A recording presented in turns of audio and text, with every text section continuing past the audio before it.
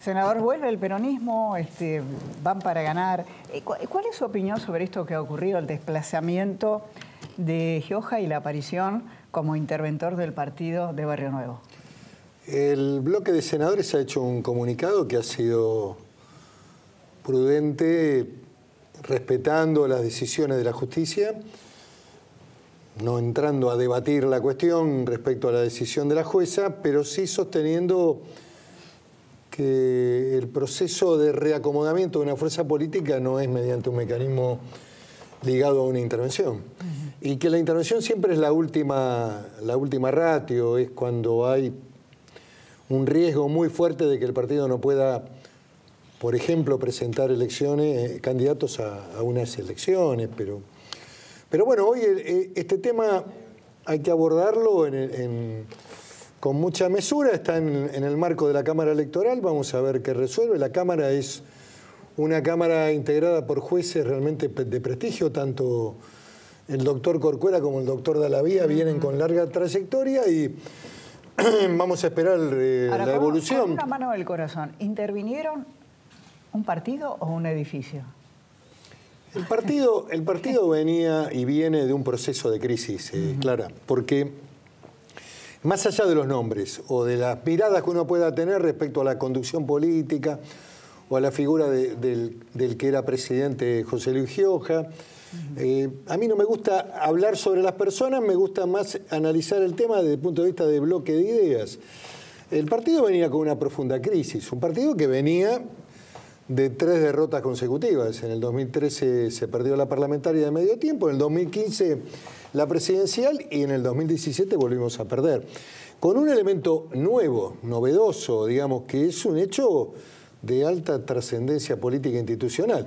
En cualquier lugar del mundo tiene un gran significado. Es la construcción de un partido político con un componente ideológico de centro-izquierda, que fue la estructura que estuvo muy cercana a la Presidente en los últimos 4 años y que gobernó la Argentina. Digamos, muchos sectores ligados a la izquierda argentina, al PC, a posturas más radicalizadas, nutrieron esa idea y también la expresidente Cristina Fernández de Kirchner tuvo un alejamiento de lo que fue la estructura tradicional y la visión... Bueno, creó otro partido. Creó un partido, creó Unidad Ciudadana. Este es un dato... Mire, en el África subsahariana o en cualquier lugar del mundo, crear un partido político indudablemente es un dato central de la política institucional. Llama la atención, y con esto termino, que muchos de esos actores que fueron candidatos de Unidad Ciudadana estarían planteando el reclamo... Pero eso es lo que quería ir, porque digo, hoy la cara del peronismo, no el territorial, pero usted es la cara del peronismo que está continuamente, digamos, la cara en el Congreso, del peronismo racional, el que tiene que negociar leyes con el gobierno, el que tiene que garantizar la gobernabilidad de alguna manera. Ese peronismo se choca contra el de Cristina de Kirchner, que no parece que tuviera una actitud muy dispuesta en ese sentido. Ahora, como usted bien dice, muchos de ellos están intentando entrar o meterse en la interna. Pero ¿de qué manera, para que la gente lo entienda, digo, porque es muy difícil, de qué manera alguien que se fue a otro partido puede participar ahora en este proceso en el PJ? Bueno, son las singularidades de este sistema. Indudablemente que cuando alguien forma parte o es candidato a otro partido, deja y pierde la afiliación al partido que tenía originariamente. Indudablemente no podría volver al poco tiempo a ser parte de... El partido necesita una discusión, un debate. Por eso yo vengo sosteniendo a lo largo de las reuniones que venimos haciendo, la última fue en Gualeguaychú, pero venimos hablando con muchos dirigentes del interior, cuando vienen a Buenos Aires, y ahora estamos comenzando a recorrer el país. El 26 estamos con todos los dirigentes de Córdoba, con el gobernador, vamos a hacer una reunión importante. ¿Qué es más importante hoy? La identidad, el debate ideológico, que parece una palabra vieja, una rémora, pero bueno, ¿qué es el peronismo? ¿Qué expresa una visión del centro nacional?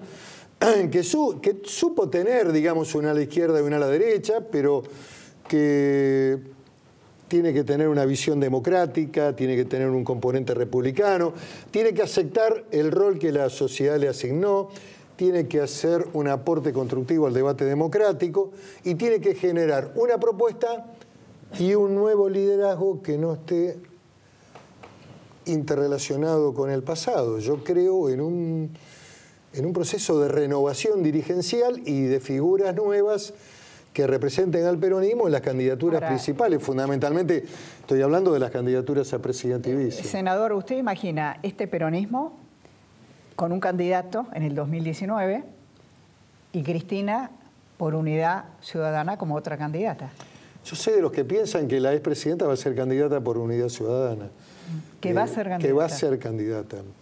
Está además rodeada por un grupo duro que no concibe, no puede pensar la política sin el liderazgo y sin la candidatura de la expresidenta, que es una propuesta que, bueno, no me parece mal que exista, tampoco la estoy descalificando, digo, es mejor sincerar la política argentina. Bueno, hay un espacio del centro izquierda o de izquierda. Bueno, es un dato de la política, la gente opciona. Yo creo que la discusión del peronismo va por el centro, va por tener una mirada ligada a un capitalismo moderno, a la defensa de las empresas nacionales, a la industria, a entender que el mundo cambió, que el gobierno con la concesión del 2015-2014 creía que con la globalización, con el pago que había que hacerlo, nadie discute que había que pagar, entrar a los mercados, hacer una diplomacia presidencial más de apertura con los países más potentes, resolvía el problema de las inversiones. Esto no ha ocurrido, el mundo ha cambiado, hay datos muy fuertes, hay una recuperación del Estado-Nación, del Brexit, de Trump, de la defensa de las empresas nacionales. El First America, primero los americanos, primero las empresas americanas. Es un debate hoy en el mundo moderno. Europa se cierra, ha ocurrido el Brexit, la crisis italiana, digamos, en la última elección, el triunfo de Macron y el crecimiento de los partidos casi de ideologías nacionalistas, como el caso del Frente Nacional, Macron, que fue una figura muy interesante. Muy importante, que se construyó en 6 meses, que también es otro proceso político muy interesante, y con un crecimiento muy fuerte del Frente Nacional con la candidatura de Le Pen, que es la hija, no el padre, y que tiene una visión un poco más razonable. ¿No? Argentina sigue estando en una crisis donde la razonabilidad a veces parece que no alcanza. ¿Dónde ven ustedes que cómo se está manejando el gobierno en esto? El tema de tarifas es uno de estos escenarios. Las tarifas no sé si están caras, por ahí la gente no tiene la plata suficiente para pagarlo. Nadie discute ni nadie niega que el gobierno tenía que ir haciendo un proceso de actualización de tarifas. La estructuración del subsidio permanente no se podía sostener porque indudablemente el déficit público es monumental en la Argentina. La Argentina es un Estado benefactor extraordinario. Creo que casi, digamos, es un modelo escandinavo en términos de lo que sostiene desde el Estado, lo que financia en los sectores más desposeídos. Con plata que no tiene. Bueno, son recursos que salen del Estado Nacional. Todos los meses se emiten 17 millones de cheques en Argentina. 17 millones. Son 6 millones de jubilados, es una masa muy importante. Hay 3 millones que no tuvieron aportes, que se jubilaron con sistema de moratoria. El sistema previsional en el gobierno anterior fue una mecánica de distribución del ingreso, para definirlo de alguna manera. Me encantó el dato. 17 millones de cheques son 17 millones de soluciones de ingreso. Hay aproximadamente unos 9-10 millones de asignaciones universales y hay cerca de 1.800.000 discapacitados que tienen el beneficio de la pensión. Por eso yo se lo decía en términos más brutales. Son 17 millones de soluciones de ingreso. 17 personas a las que se les soluciona el ingreso. 17 millones de personas. No sé si es suficiente. Muchos de esos ayudas son paliativos. Indudablemente que además la pregunta que hay que hacerse, ¿es posible sostenerlo indefinidamente en el tiempo? Digamos, sin tener una mirada demagógica, yo digo, es difícil. Digamos, el déficit fiscal, la estructuración de la carga impositiva argentina es muy Y esta construcción la hemos hecho desde el gobierno anterior, asumo la parte que me corresponde. Claro, es como digamos. No es que me saco el sallo. Una bomba y estamos discutiendo si la están desarmando bien o mal. Yo lo que digo es que ha habido una visión ligada a sectores muy humildes, necesitados. Nadie discute esa o la necesidad. El Estado ha sido un Estado que ha ayudado. El tema es cómo se sostiene eso si no se crece en la economía un 4 o un 5% anual. ¿Cómo hacemos para, digamos, sostener una estructuración de gasto tan complicada? ¿Cómo hacemos para que el sistema previsional también sea viable en el mediano y en el largo plazo desde el punto de vista de la construcción de la jubilación estatal, que es importante haberla recuperado? Estos son los grandes temas que me parece que tienen que ser debatidos, o discutidos por lo menos. ¿Cuántos del peronismo con el que usted habla siempre piensa así? No, bueno. Con el que habla siempre usted, estoy diciendo, los gobernadores. Yo estoy rodeado de gente que tiene una construcción racional, responsable. Hemos venido trabajando en el Senado desde un aporte a la gobernabilidad, a cuestiones que son lógicas. Hemos ido acompañando medidas y hemos tenido mucha prudencia institucional. A veces mucho más prudencia que el propio oficialismo. Sí.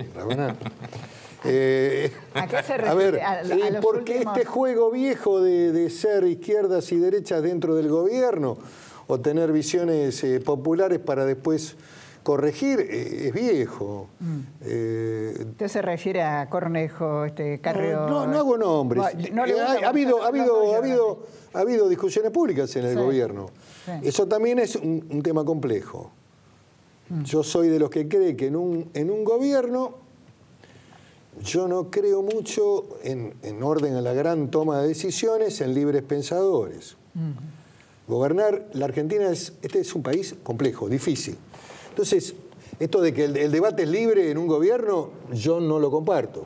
Los grandes lineamientos del gobierno deben ser acompañados desde el Parlamento, en el Congreso. Por supuesto que hay que dar debate hacia adentro. Una vez que se agotó el debate, a mí me ha tocado muchas veces, he discutido adentro, he estado en desacuerdo con algunas cosas, pero después se agotó. Bueno, el peronismo tiene... Los partidos políticos modernos funcionan así. Funciona... No hay radicales libres, y no me estoy refiriendo a la UCR, dando vueltas. Europa funciona así. Claro. Los parlamentos franceses, el alemán, el italiano, el 90% de las leyes que aprueban son del Poder Ejecutivo y en general las leyes que salen son las que impulsa el primer ministro o el presidente. ¿En qué se está equivocando Macri? Yo, a ver... No tengo una visión de subestimación de Macri. En primer lugar, no subestimo a nadie, a ningún hombre o mujer que haya llegado a ser presidente de la Argentina. A mí me parece que en esta última etapa, especialmente a partir del mes de diciembre, la viralización de los aumentos en el marco tarifario, especialmente en agua, en luz y lo que viene en el gas, ha sido muy dura y no responde a la construcción esta de gradualismo. Me parece que esto ha impactado fuertemente en un sector que lo ha votado, el sector que más ha sufrido el ajuste tarifario, pero además otro tipo de actualizaciones de precios que impactan de manera demoledora, porque junto con esto viene el ABL de la ciudad o de los municipios, el 60% del inmobiliario en la provincia de Buenos Aires. Vienen 35% de despensas en la ciudad de Buenos Aires, que no responden a ninguna lógica razonable en términos de la política económica. Si la pauta de inflación... El otro día Mario Quintana en el Rotary, ¿no? Sí. Dijo, el Estado es generador de inflación. Bueno, ¿qué noticia es esa? Con un Estado, no solamente el nacional, sino los estados provinciales, la ciudad de Buenos Aires y los propios municipios que ajustan tarifa al 30, 35, indudablemente que la política del 15 para actualizar salarios no cierra de ninguna manera. Ahora, no cierra. Senador, para eso lo que hay es un impacto sobre el salario, sobre el poder adquisitivo, claro, de muchos sectores del trabajo. Obviamente. Ahora, las tarifas tienen un alto componente impositivo. Altísimo. Casi el 40, 45%. Yo creo que un 27% de IVA. Es una barbaridad. una solución racional sería bajar esos impuestos. Y sería Pero para una eso medida... hay que bajar el gasto, y cuando llegamos ahí, ni el gobierno, ni ustedes, ni nadie... Ahí se queman todas las ideas. Ahí, Está bien, está bien. Esto forma parte, digamos, de la estructuración también social que hablábamos recién. Digamos, el gasto se baja con... yo a veces veo a algunos economistas, hay uno en especial, no lo voy a nombrar, no quiero hablar de nadie. Lo tuvimos en el primer programa. No quiero... nunca quiere dar los nombres. No, ¿sabe qué? No me gusta hablar de, digamos, de descalificar, no quiero, no es eso. Lo que digo es que cuando se habla sin responsabilidad de gobernar, y se pueden decir cualquier cosa, se puede decir que, bueno, hay que hacer el ajuste feroz. Bueno, después no sé qué pasa en la Argentina, si es sostenible, es viable socialmente tomar esas medidas que se puedan analizar desde el manual. Yo digo, hay que ir con un rumbo. Yo comparto la idea de la gradualidad. Comparto la necesidad de buscar también. Hay desaprensión en alguna medida del gobierno también en términos del cuidado de la industria, del empleo. Mire, no hay que analizar solamente la cuestión fiscal o el déficit fiscal. Hay que analizar la cuestión del intercambio comercial. Cuando uno ve el aumento de las importaciones chinas, brasileñas y americanas de Estados Unidos y el déficit comercial que tiene la Argentina, eso significa sustitución de mano de obra china por argentinos que han perdido empleo. Cuando la importación de artículos suntuarios, textiles, ropa, más todo lo que significa la Argentina en negro, la Argentina de la saladita, la Argentina de los vendedores ambulantes, la Argentina de los chinos en los supermercados, que no dan un ticket, que no dan una factura. Esa Argentina negra, bueno, ahí está uno de los problemas también. Chiquitito, le digo, de parte mía, por lo muy menos. chiquitito porque ¿Vamos se nos a tener acabó el congreso tiempo. este año? Vamos a tener... ¿Congreso este año? Está funcionando el Congreso. Mire, hemos votado ayer Me parece que Congreso no. partidario. El año pasado mucho no tuvimos. Bueno, ha ocurrido siempre lo que pasa en procesos electorales, pero ha habido leyes importantes el año pasado. El gobierno está empeñado en el ingreso a la OCDE, Sí. una cuestión que ha asumido con mucha energía. Hemos votado todas las leyes que necesita, digamos, la ley de responsabilidad penal empresaria. Ayer votamos la ley de competencia. Vuelve al diputado por una corrección muy pequeña. Bueno, pero ahora quieren ganar en el 2019, no va a ser tan fácil acordar.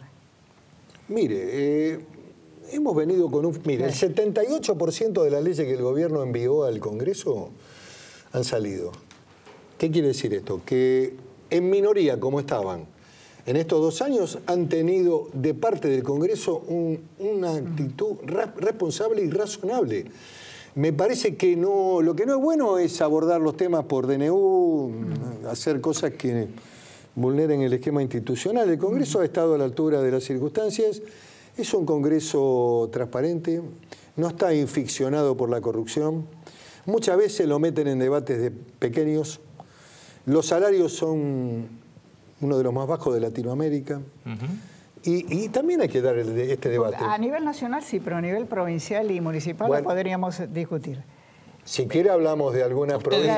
Ustedes son los que menos ganan, los del Congreso Nacional. Reconozco que a nivel nacional tiene razón. Pero digo que a veces hay una actitud de desprecio o de cuestionamiento a las instituciones, al Congreso, a la justicia. Entonces nadie cree en nada. Y eso es una construcción muy nihilista, muy negativa para el destino argentino. Si nadie cree en nada, nadie invierte, nadie construye, nadie hace nada. Porque nadie cree en nada. Senador. Eso nos quita el mérito del aporte del periodismo como el centro de debate. Este me queda para otro programa. Gracias por haber estado gracias a usted aquí. por invitarme. Gracias.